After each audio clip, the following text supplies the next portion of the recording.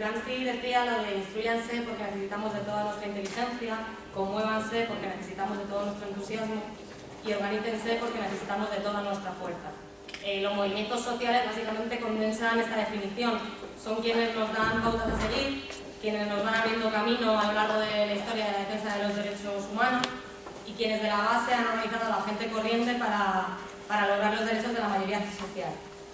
El Foro por el Cambio que ha puesto en marcha Podemos tiene el objetivo de conectar todas esas luchas, tiene por objetivo que empecemos a aprender de experiencias colectivas que nos ha dado la calle para reclamar esos derechos. El 11 de julio en Vallecas se van a dar distintas mesas a lo largo de todo el barrio, mesas temáticas organizadas en torno a las demandas que plantean los distintos movimientos sociales y los activistas, para compartir experiencias y tomarlas en cuenta a la hora de elaborar el programa de cara a las generales. Nosotros sabemos que no podíamos existir sin la calle que nos ha traído hasta aquí.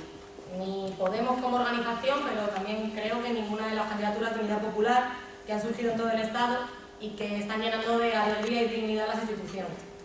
La cita de hoy se enmarca dentro de las actividades que Podemos Fuenlabrada ha querido hacer para el Foro por el Cambio.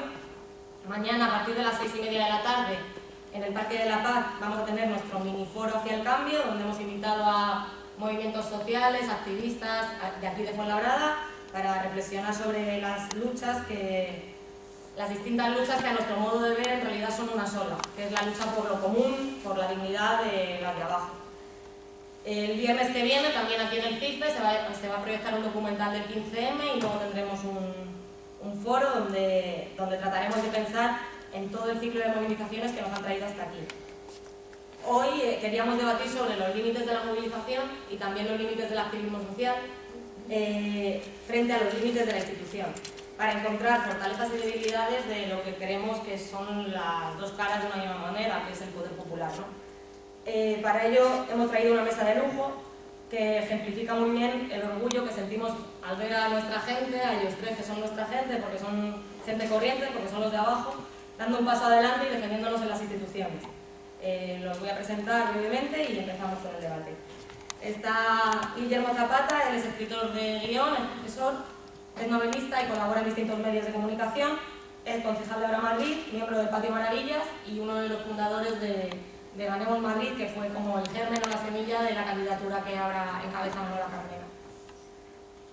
María Espinosa forma parte de Convocatoria por Madrid, es diputada de la Asamblea de Madrid por Podemos, es jurista especializada en Derecho Laboral y en Igualdad de Género, es una activista social vallecana y una luchadora por los derechos de las mujeres.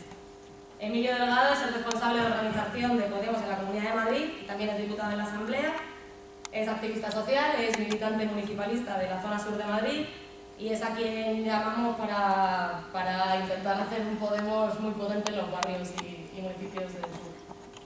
Y empezamos con las preguntas. La nueva política exige una nueva forma de contarnos las cosas, ¿no? Un nuevo discurso. Entendemos que desde los 80 la hegemonía neoliberal ha desterrado lenguajes o etiquetas o formas de ver la vida con las que nos sentíamos plenamente identificados. Podemos y Ahora Madrid ha conseguido apelar a un nuevo sujeto político, organizándolo, configurando todo un discurso en torno a la mayoría social. ¿Vosotros creéis que el discurso empleado ahora es crucial en la configuración de ese sujeto? Y la otra pregunta, ¿qué otros elementos, aparte del discurso, creéis que son novedosos en esta nueva política? Si queréis, como Guillermo tiene un poquito más de prisa, ¿te parece? Venga,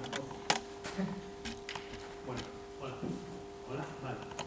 Lo primero, pues agradecer a Podemos haberme invitado a este acto y pediros disculpas por tenerme que marchar. Han sido unas semanas bastante complejas a muchísimos niveles, siendo el principal una entrada en los ayuntamientos y en las concejalías con muchísimo trabajo, y eso ha hecho que de pronto en mi agenda coincidan a la vez dos actos de Podemos en dos barrios distintos de Madrid, que yo no me diera cuenta en un primer momento, y entonces ante la perspectiva de quedar mal con alguien he decidido quedar mal con todos e intentar ir a los dos.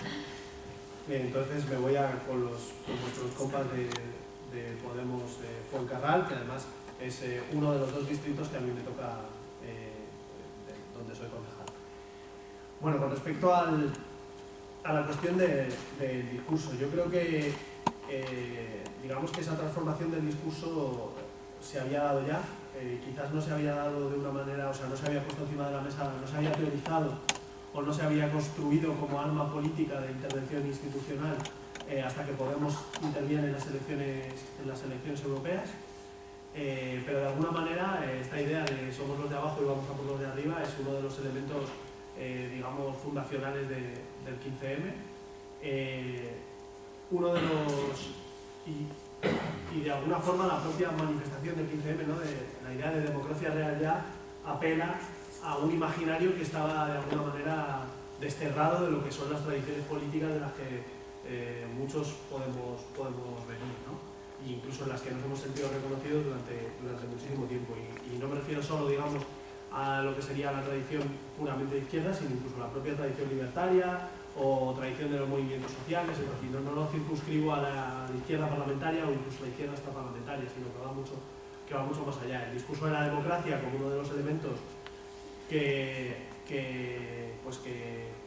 digamos que son capaces de articular una mayoría y la idea de la democracia como un elemento de conflicto contra el mercado, contra el neoliberalismo y en este caso contra la austeridad, es algo que nace, digamos, en el 15M o digamos que se abre de manera muy fuerte en ese ciclo y que hoy yo creo que se ve absolutamente nítido en el caso de Grecia, ¿no? Es decir, en el caso de Grecia el conflicto es un conflicto entre democracia y austeridad. Y es la democracia el mecanismo de presión contra la austeridad. La convocatoria al referéndum por parte de Syriza es un poner encima de la mesa que el mecanismo de articulación social más fuerte que tenemos para resistirle a las políticas de austericidio es la democracia. Y de alguna manera lo que se configura es yo creo una cosa muy interesante, que es una especie de paradoja en la que sujetos, o mejor dicho, personas que no se reconocían como un sujeto político, sí se reconocen en el significante democracia y se reconocen a dos niveles, algo que deseo y algo que he perdido, ¿no?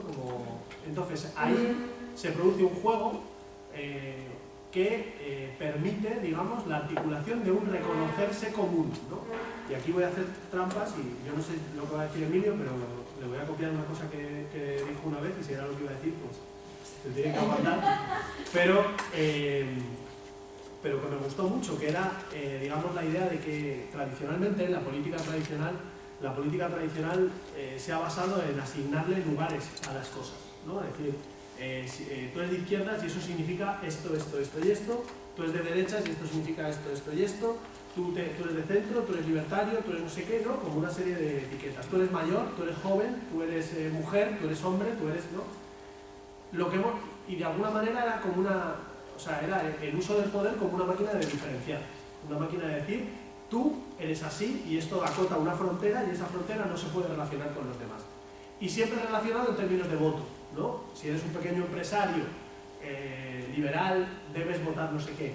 Si eres una mujer de Vallecas, debes votar no sé cuál. Si eres, ¿no? ¿Qué ha sido capaz de articular Podemos principalmente en esta primera fase? Precisamente la idea de que existe un elemento común a todas esas personas. Ese elemento común tiene dos patas. Una pata que es como el sufrimiento que comparten y otra pata es la potencia que tienen, ¿no? En este caso Emilio hablaba del primer momento en el que reconocía que su hermano, él y su madre, que en un montón de cosas no estaban de acuerdo, ¿no? Si hablamos de, no sé, si hablamos de toros, podemos estar o no de acuerdo. Si hablamos de, no sé, de bancos, podemos estar, pero si hablamos de democracia y de deseo de democracia y de potencia democrática, estamos de acuerdo. Yo creo que ahí se construye una palabra que es útil, ¿no? Y que de alguna manera deshace todas las categorías. Y me voy a todas las categorías que venían, ¿no? como prefigurando la manera en la que interveníamos políticamente. Y voy a intentar poner un ejemplo que, por ejemplo, al principio de la campaña de Ahora Madrid nos fue sumamente útil, que fue cuando nosotros decimos esta cosa de no somos ni de derechas ni de izquierdas, ¿no? Siempre precisamente porque tradicionalmente el lugar cultural en el que nos reconocemos y donde nos hemos constituido es la izquierda, nos olvidamos de que esa frase también dice no somos de derechas. Y eso tiene algo que decir a la derecha. Yo recuerdo que al principio de la campaña de Ahora Madrid, uno de los elementos que poníamos encima de la mesa era Esperanza Aguirre no es de derechas. Esperanza Aguirre ha dejado de servir a los intereses que culturalmente representaba la derecha. Cuando se puso en marcha los procesos de privatización de la salud en Madrid, no hubo, no se hicieron prisioneros. Es decir, se empezó por barrios donde el Partido Popular tiene mayoría de voto tradicionalmente y les dio exactamente igual. Esa idea de que hay una especie de derecha sociológica, ¿no?, que va a votar al Partido Popular, hagan lo que hagan, es una de las cosas que también que se ha demostrado, digamos, que está absolutamente en crisis. Y se ha demostrado, en el caso del Ayuntamiento de Madrid, se ha demostrado incluso que las fuerzas de recambio políticas, como podría ser Ciudadanos, para recoger eso, no son capaces tampoco de articular en términos de mayorías esa... hemos hablado, evidentemente, ahora hay un interés por delimitar cuál es el campo político al que puede llegar Podemos en términos electorales, porque hay unas elecciones generales. Pero nadie ha analizado el fracaso radical de Ciudadanos en las elecciones municipales y autonómicas en relación al lugar que se le estaba asignando como recambio de la derecha democrática de este país. Y en términos contables ha sido un fracaso muy importante. Otra cosa es que luego, a través de una serie de pactos, tengan cierta capacidad, por lo menos a corto plazo, de tener cierta visibilidad. Veremos dentro de un año y medio. Bien, este era uno de los elementos. El otro elemento que me parece clave para pensar el éxito de las candidaturas municipalistas es la capacidad de apropiación ciudadana de eso que son las candidaturas, ¿no? Todo lo que ha sido la campaña de Madrid con Manuela y la idea de la propia Manuela Carmena. Manuela Carmena, en términos simbólicos, ha sido muchas cosas a la vez.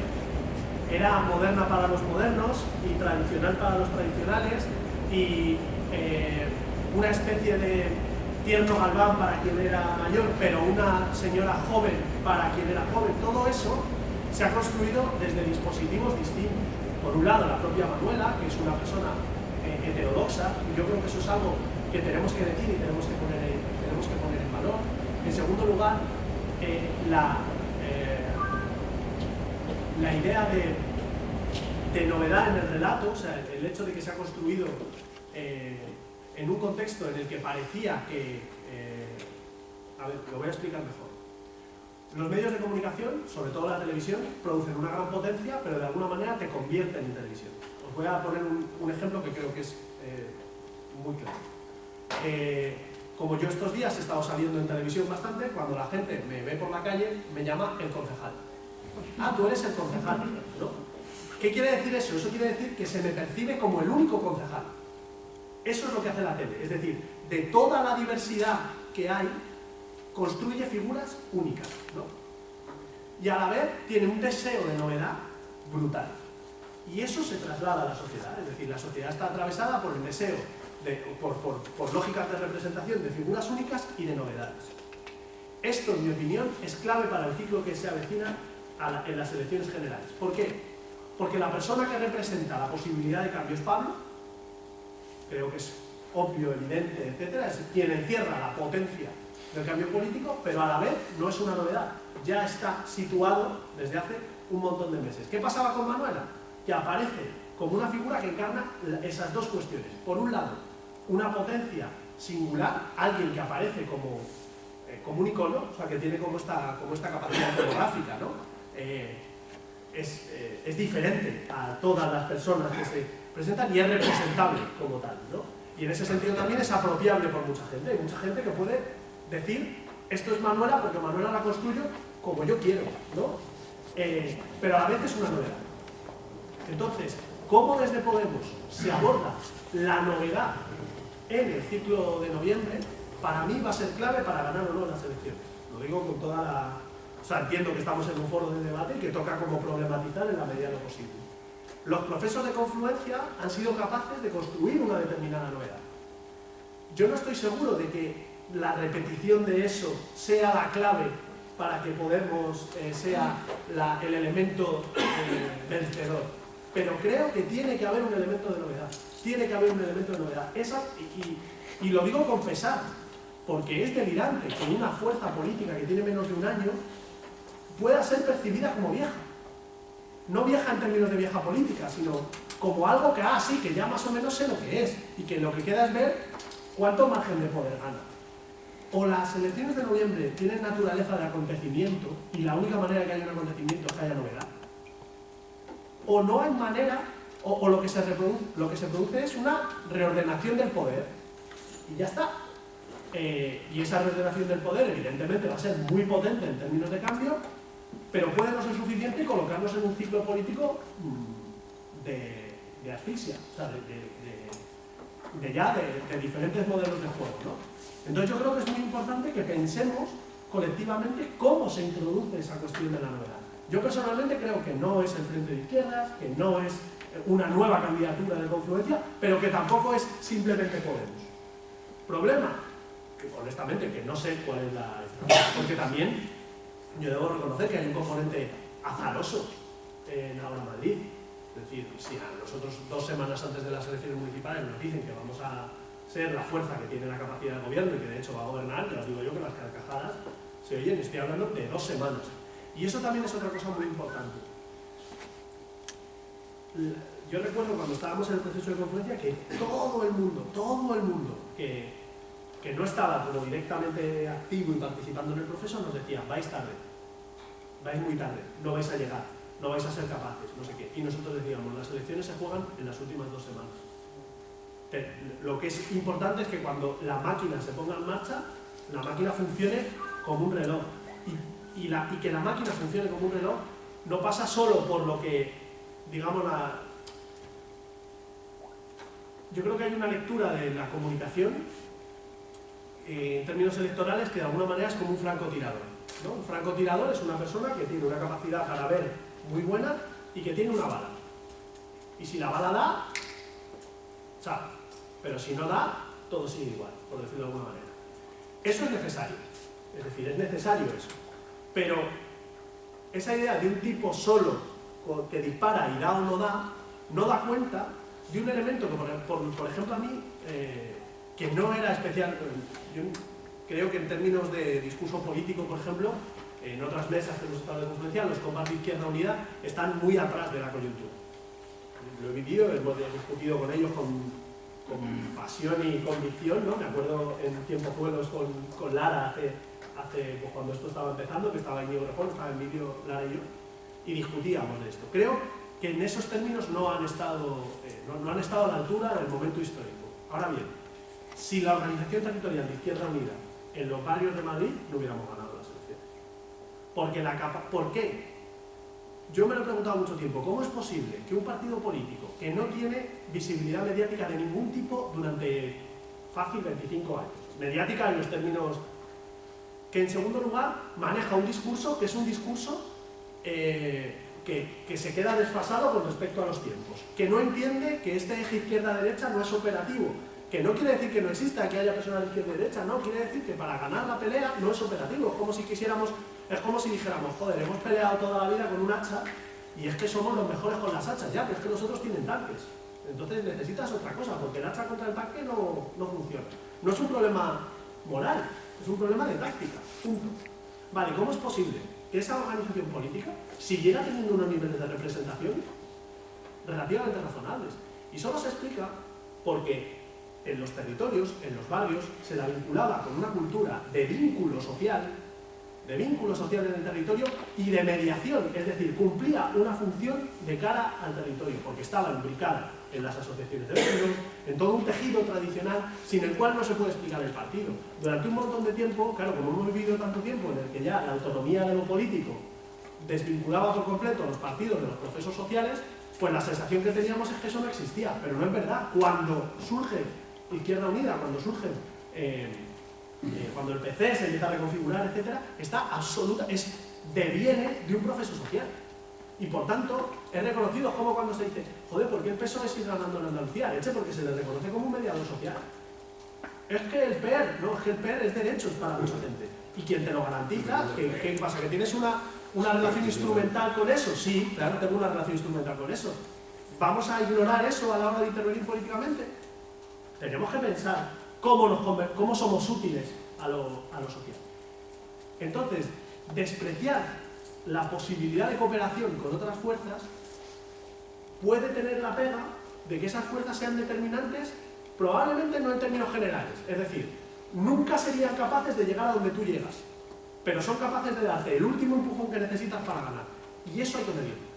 Y como digo Izquierda Unida, digo el tejido asociativo en general. Si no somos capaces de articular eso, independientemente, hoy lo decían los compas de las mareas gallegas, ¿no? Decían, nosotros no podemos hacer procesos de un determinado tipo, pero no solo por una cuestión ética o política, sino porque no son efectivos. Y nuestro problema ahora es la efectividad, porque de lo que se trata en este contexto es de ganar las elecciones. Y además, en ganarlas, y lo digo como con esta vehemencia, porque en concreto, en Madrid y en otro montón de sitios, ganar las elecciones es determinante para el margen de maniobra política que vamos a tener. Si no, no lo diría en estos términos, sería un debate como más intelectual, pero es que no para bien en ello. Entonces, creo que, y termino, la necesidad de que haya elementos de novedad, que haya elementos de iconicidad, y en ese sentido podemos estar muy bien cubiertos, y que haya procesos de apertura a lo social que permita que lo social se apropie de estas elecciones y entienda estas elecciones como entendíamos las manifestaciones, que ir a votar sea como ir a rodear el Congreso, y no lo digo en términos de conflicto, lo digo en términos de pasiones. O sea, o la gente en noviembre entiende que está cambiando el país y que nos jugamos la alegría de cambiar el país, o no se va a ganar. Y eso no es una cuestión formal de cómo estructuramos una lista o de cómo... No, es qué herramientas ponemos en marcha para que se desate el deseo y sobre todo que se visibilice la posibilidad de ganar. En el caso de Ahora Madrid ha habido dos elementos clave. Por un lado, el momento en el que hay una apropiación simbólica de Manuela por parte de la gente, en el que la gente decide, digamos que hay una apropiación simbólica de Manuela, que la estructura de Ahora Madrid celebra. Y no sale a decir, no. Oye, no, Manuela no es una tipa así medio del PSOE. No. Oye, Manuela no es una tipa que es como de la transición. No. Manuela no es una ocupa. No. En el momento en que se permite que pueda ser todas esas cosas y todo lo que esas cosas significan, eso genera potencia. Y el segundo elemento es que aparece una encuesta en el país que dice que se puede ganar. Porque el problema que teníamos en Madrid, cuando empezamos la campaña, el análisis era que nuestro mayor problema eran dos cuestiones. Por un lado, la inercia de tal, y por otro lado, el poder que la izquierda le había dado a Esperanza Aguirre. Porque había construido de ella alguien indestructible. Y cuando tú crees que el otro tiene tanto poder que no le puedes destruir, es imposible movilizar el deseo de ganar. Con Rajoy es mucho más fácil movilizar el deseo de que se le pueda ganar. Estoy de acuerdo. Pero si solo es eso lo que se mueve, si no se está moviendo que vamos a vivir en otro país, en diciembre del año que viene, pase lo que pase en las elecciones, y que ese país en el que vamos a vivir puede ser estupendo o una mierda, y que depende única y exclusivamente de las personas que van a ir a votar, si no somos capaces de colocar eso de manera fuerte, vamos a perder una oportunidad histórica. Yo siempre he sido como muy posmoderno, nunca me he creído estas cosas de las oportunidades históricas, no sé qué, pero de vez en cuando hay cosas que sí, esto sí, parece ser que estas elecciones generales son una oportunidad histórica, ¿no? Entonces, creo que tenemos que medirlo, digamos, como con esa... O sea, hay una cosa que es como con más responsabilidad, menor deseo de control. Y es muy raro, porque normalmente cuanta más responsabilidad tienes, más ganas tienes de controlarlo todo. Pero lo que demuestran los procesos municipalistas es que hay más potencia cuando pierdes el control que cuando intentas controlarlo todo. Muy bien.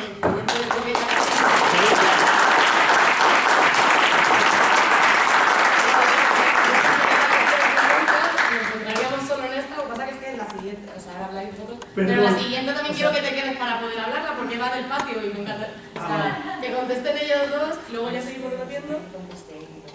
Sí, así habláis. Yo lo hago, o sea, que es súper feo esto porque es como un monopolio asqueroso. Vale, pues venga.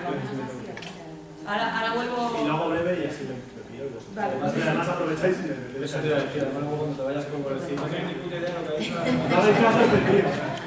Eso te lo Durante... Bueno, la siguiente era durante estos años ha habido muchas iniciativas como Ateneos, cooperativas y Ocupas, centros sociales, que han construido proyectos de contrapoder popular desde la base. Pero a veces parecía que su discurso no encajaba con el de la mayoría, que la mayoría no se reconocía. Y sin embargo el Patio Maravillas sí que ha sido paradigma de eso, donde, y se ha visto en las manis, en los intentos de desalojo y en el nuevo patio, ¿no? Donde vecinos y vecinas de 60 años van a las manis, se pasean por el patio y demás. Y eso no había pasado en muchas Ocupas. Entonces, la pregunta especialmente era para ti. ¿Cómo consigue un espacio como el patio tener tanta aceptación en el barrio por gente que a priori no nos imaginamos que esté en un centro social? Esta la puedo responder muy brevemente. El patio consigue eso por tres cosas. Primero, porque lleva bastante tiempo. Es decir, ha tenido la suerte y cierta capacidad, pero creedme, mucha suerte, de aguantar 8 años. Aguantar 8 años para un proyecto de un centro social ocupado es bastante raro. Y eso también genera, joder, en el territorio, reconocimiento, trabajo, etc. En segundo lugar, ahora ya se da por hecho, pero cuando el patio empezó, el patio era un sitio mal visto por el movimiento de ocupaciones. Es decir, y el motivo era que habíamos dicho que no a un montón de cosas. Entonces, y en ese sentido, evidentemente no me estoy comparando, pero sí creo que había una cierta, bueno, un cierto desafío que yo reconozco en Podemos, de decir que no a ciertas cosas. Es decir, no tiene por qué, o sea, ocupar un espacio no lleva acompañado toda una serie de cosas. Es decir, que también partíamos todo el rato de un no sabemos. Entonces no partimos de que hacer esto nos va a ir mejor o peor. Y eso en un primer momento llevaba a que dijéramos que no a muchas cosas. O me acuerdo de asambleas en las que se planteaba que la discusión sobre sí o no, hace 8 años, era una muy mala discusión. Entonces la discusión siempre era sobre sí pero, o sí como, o no pero y no como. Que partía de que no le íbamos a pedir a nadie que nos explicara no sé, lo que se traía en la mochila para poder venir a hacer cosas, por ejemplo. Otro de los elementos era que no íbamos a asumir que la política estaba donde nosotros decíamos, ¿no? Por ejemplo, venía alguien y decía, queremos hacer un coro. Y entonces, discusión tradicional. ¿Eso es hacer política o no? Yo qué sé, vamos a dejar que pase el coro y ya veremos lo que pasa. 8 años después, el coro tiene redes de cooperativas, una red de afinidad, espacios de apoyo mutuo, genera una socialidad en el barrio, etc. Si les hubiéramos dicho que no, pues se habrían disuelto, se habrían ido a su no sé, a un centro cultural o a otro tipo de espacios. Y en tercer lugar,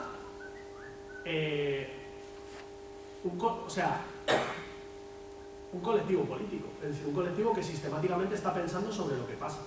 Y que, por ejemplo, pues el fin de semana pasado tuvo un plenario en el que se habló del municipalismo y en el que las decisiones que tomamos las tomamos colectivamente. Y entonces ir todos a una o asumir, por ejemplo, hace un año, cuando empezó el proceso municipalista, tuvimos una asamblea en el patio en el que había gente que lo veíamos mucho y gente que no lo veía nada. Y lo que hicimos fue cómo construir que eso pudiera habitar el patio sin que nadie se tuviera que marchar. Porque lo que intuíamos era que unos y otros en realidad no teníamos muy claro si aquello que estábamos, o sea, no sabíamos, era como ir a territorio desconocido, pues había quien decía vamos y quien decía no vamos, pero todos estábamos de acuerdo en que era desconocido. Entonces lo que dijimos fue, bueno, vamos a empezar a habitar ese territorio y vamos a ver cómo ese territorio es y entonces tendremos elementos de juicio para saber si sí o si no o cómo no.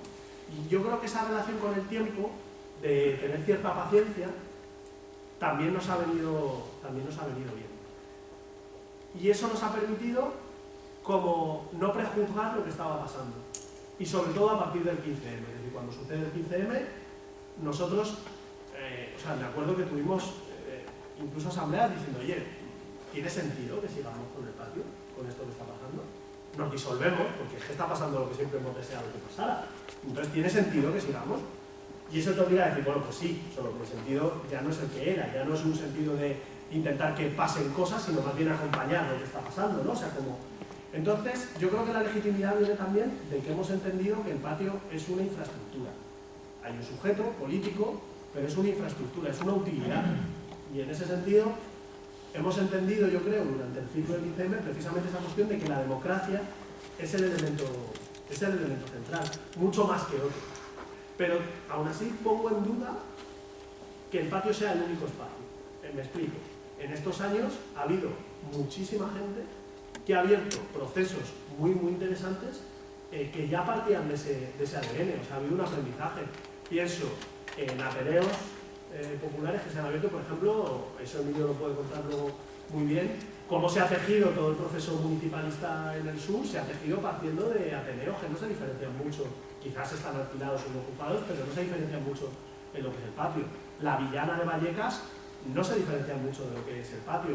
Los procesos como el Montamarta o el espacio vecinal de Arganzuela, por ejemplo, yo me acuerdo que cuando empezamos había diferencias muy fuertes entre el patio y la traba, ¿no? Eran como dos identidades políticas muy distintas. ¿Qué pasa? Que cuando hay un acontecimiento que cambia las cosas, dices, pero que vamos a estar discutiendo la traba y el patio con la que se está liando. Y vamos a liarnos y vamos a ver cómo nos cambia eso. Y es probable que nosotros en el patio hayamos ganado conflictividad social y los compas de la traba hayan ganado apertura. O sea, que tampoco estoy diciendo que la gente se haya vuelto como nosotros, o sea, que a nosotros también nos ha cambiado la situación. Y, por ejemplo, un centro social que ponía un esfuerzo brutal en tener una interlocución con el ayuntamiento, ha habido fases de este ciclo en el que hemos dicho, con este ayuntamiento no tenemos nada que negociar, porque está desalojando a compas y echando a la gente de su casa. Entonces nosotros, ¿con qué legitimidad vamos a ir? En el momento en que también te empiezas a sentir parte de algo un poco más grande, es más fácil, ¿no? Tienes esa sensación de corresponsabilidad. Entonces yo creo que tiene que ver con eso, con haber pasado como de una idea más de vanguardia a una idea de retaguardia. Y ahora, y lo siento, pero es que me tengo que ir. Ahora es cuando me dice...